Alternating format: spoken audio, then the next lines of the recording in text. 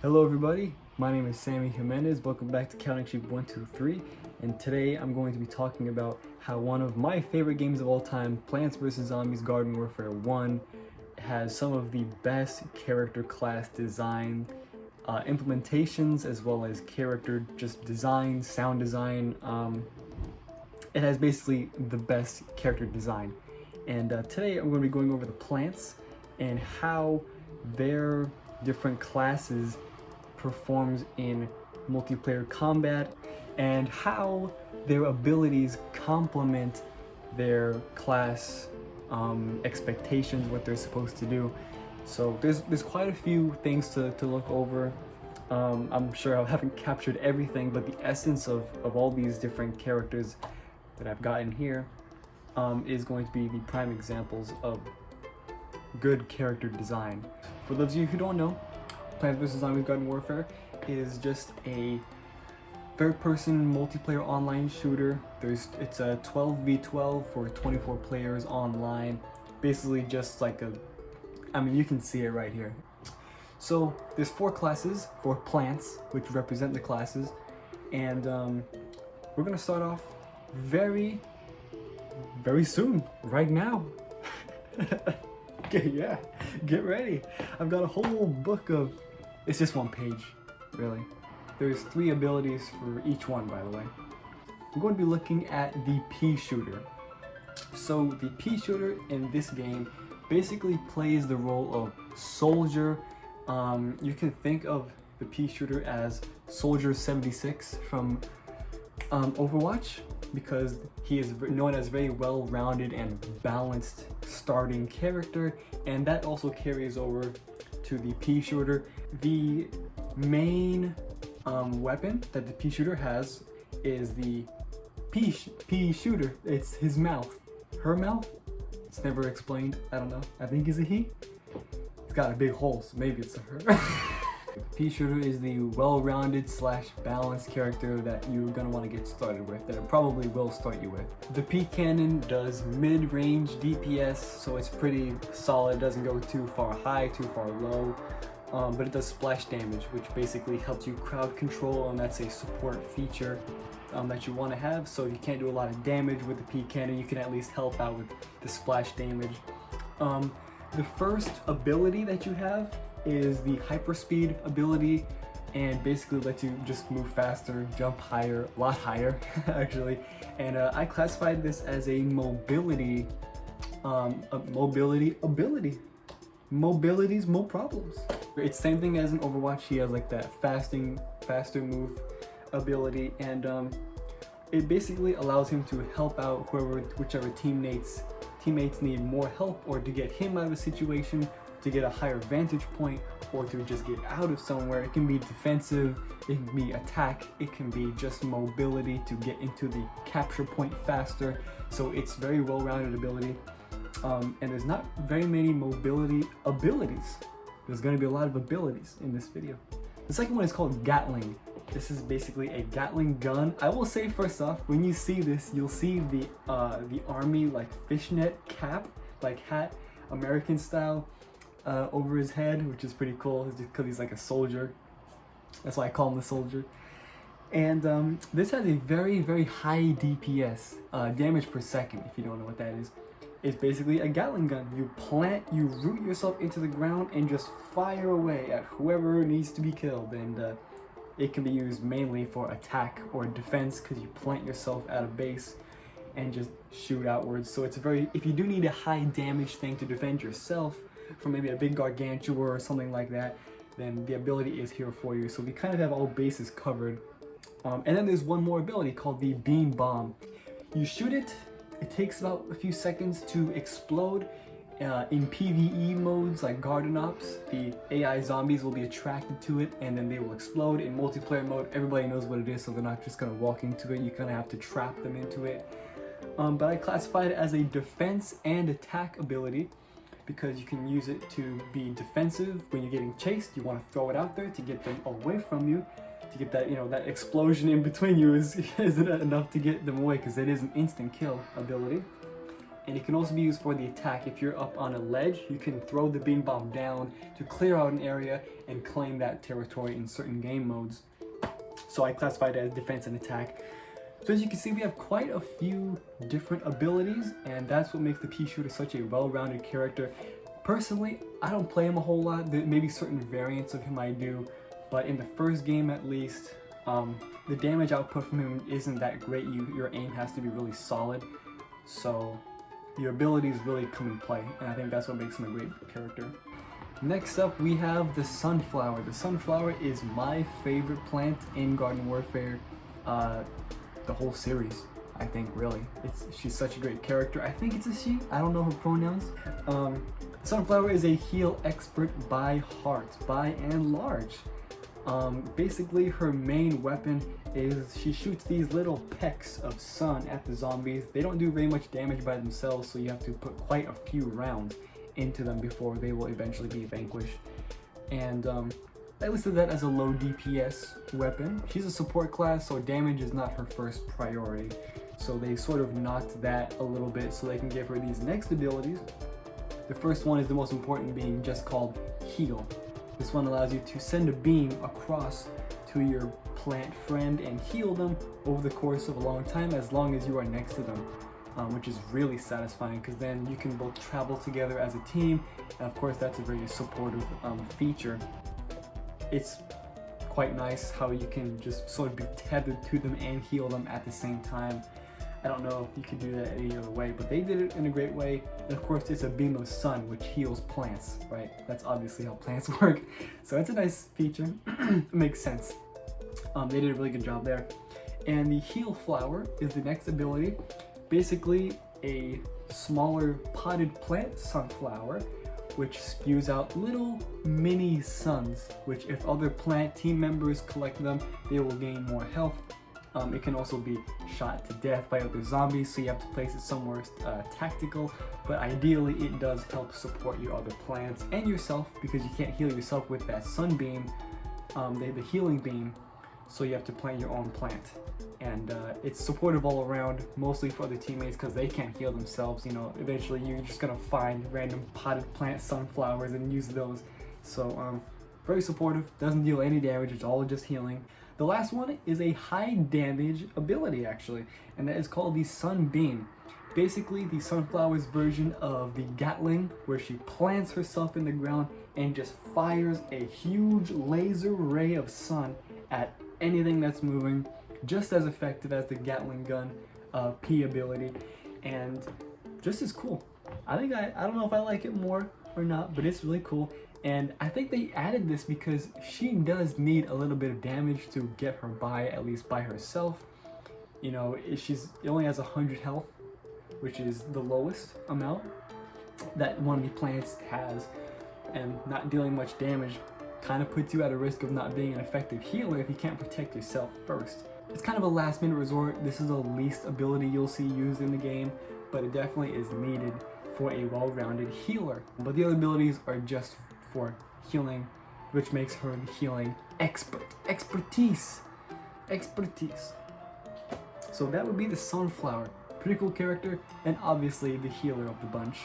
So the third plant on the list is the Chomper. And the Chomper is a very dangerous plant, as suggested by the name, Chomper. It's a very aggressive name, and it's just as aggressive as what he can do. Once again, I'm not sure if it's a he or a she. Maybe I should just stop asking that because I don't have an answer. The Chomper, of course, is a sneaky attack and mainly assist plant. And the Chomper basically has their main move is the chomp. Pretty straightforward. They will go up to zombies and chomp them. I think it does about 25 damage per chomp, and most of the zombies have about 100 to 150 or 200 health. That's the range. So doing that chomp, chomp, chomp, it does pretty well, but you're putting yourself at a lot of risk because it is melee, so you can't really not take damage at the same time. So I listed it as a mid DPS because it is pretty good damage still if you're able to use it correctly. And the Chomper, the role of the Chomper is basically to stay hidden and deal a lot of damage sort of out of nowhere. It's very much melee plant because it can't hold on its own too well, despite some of the other abilities. Some of these abilities will allow you to do that, and it's a more of a freestyle class. It's sort of their experimental, if you will. The first one is the goop. Initially, it's a purple goop that you can shoot out of your mouth. It's like spit from the chomper, and it will slow them down. They cannot shoot, they cannot use any abilities. They are just stuck to slowly try and walk away, to which point you can also walk behind them, chomp them, and just straight up eat them. It's a really cool animation, and they absolutely nailed that. The sound design is awesome for it, and it's just one of the more satisfying things in the game.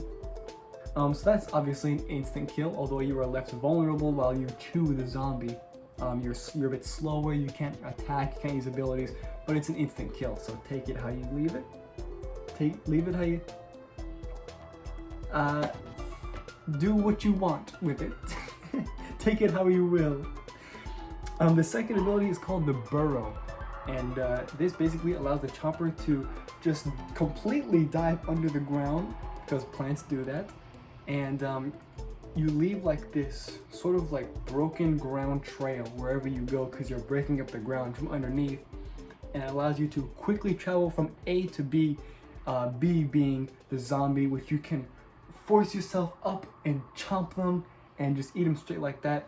And if you don't move for long enough, you will eventually not have an effect above the ground anymore, so you'll be completely hidden, at which point when a zombie walks over that part of the ground, you can just straight up grab them. It's a very sneaky attack. It's really satisfying. Nothing else in any of the games that I've really seen like it, and that's why I call it an experimental class. It's mostly melee though. It's also just really cool. Chomper is like the cool kid on the block. Although it has its attack purposes for being sneaky, it can also be used as a defense ability by using that motion to get away, right? From point A to B, B being away from the zombies rather than to. Of course, it's also a mobility ability. If you want to just move into the action and just go somewhere faster, that's basically what it does. The last one is called the spikeweed. And the spikeweed is just sort of a bear trap. Essentially it's a bear trap, but they call it the spikeweed, and what it is, it's a little patch on the ground that you can vomit up. It's pretty interesting to look at. You can vomit it up, and it snares the zombies in them upside down, so you can then chomp them from behind, or another plant can sort of just shoot them. It strangles them right there. It also does damage. I think it's like 50 damage, and it's green, so you can hide it in grass and stuff. So I put it as a defense because you can't really use it offensively, like very quickly. It's more of a set and forget it kind of trap, but it's definitely a defense sort of ability. So all in all, the Chomper is a melee class with an experimental property of being super dangerous yet super vulnerable at some points, because it's got a massive head, so it's like the biggest target in the game. Last and certainly not least, this was my favorite for a long time, still really cool, is called the Cactus. Like the Sunflower, who was the healing expert, I classified the Cactus as the defense expert. Not the offense, but just a more defensive expert. And that's mainly because as the sniper role that the Cactus plays, naturally you can do a lot of damage. The main weapon is your snout. You have like a big snout and it shoots out high velocity like cactus pricks, which do a lot of damage, which is also really creative. The design team just does so well on these type of games. The first ability is called the mine, or potato mine, which are little potatoes that stick out of the ground with a little red thing on top, and when you touch it, that thing goes boom, or spadow in the original game. It's obviously an instant kill because it's a mine. It's also a defensive ability because you can place it sort of like the snare spikeweed. You set it and forget it. When a zombie comes around, it totally explodes them. AI zombies have no like vision of these things, so in garden ops, you can totally use that to your advantage. The second ability is called the Tall Nut. You can upgrade it later to have metal around it, but it's just a big like wall of walnuts. And they're about neck height, so you can still shoot over them. but it protects you, it protects your teammates, it protects the garden if you are playing garden ops, or it can just block off a passage or protect your waist as you are shooting. But those are all defensive ways to use it because it is a very defensive ability, so that's also defense. And the last one is the garlic drone. Basically is an attack. That's right, it's an attack ability, because you can hide behind cover and use this drone that you can send out into the battlefield to do damage that way. So while you are staying safe, technically you are still trying to do damage. You could use it either way, but honestly more people use it to attack is what I've noticed. The cactus is a very high defense, and I say that not just because his abilities are very defensive, but because independently he's not very self-sustained. Usually if you put him up against any zombie, he's going to lose. He needs to be hidden. He is a sniper. His health is not that high, and his abilities just all need to work together for him to survive. He's much more of a support class, but I say defense because his abilities are mostly defensive and you can use them that way. So whew. That is all of the plants from Garden Warfare 1. God bless me if I did it from Garden Warfare 2, because this is like 8 instead of 4 for each class. So the main reason that I made this video is to show you how Popcap really did care about Garden Warfare 1 and made sure that all of the plants that they took from the original series carried over in a very effective way that put them to use. And they used, gosh, I mean, the character design to get their point across. The Chomper is obviously the most immediately dangerous one with his huge mouth. You know what he's gonna do. The Sunflower is the most prettiest one. He has a heal beam, has a sun beam.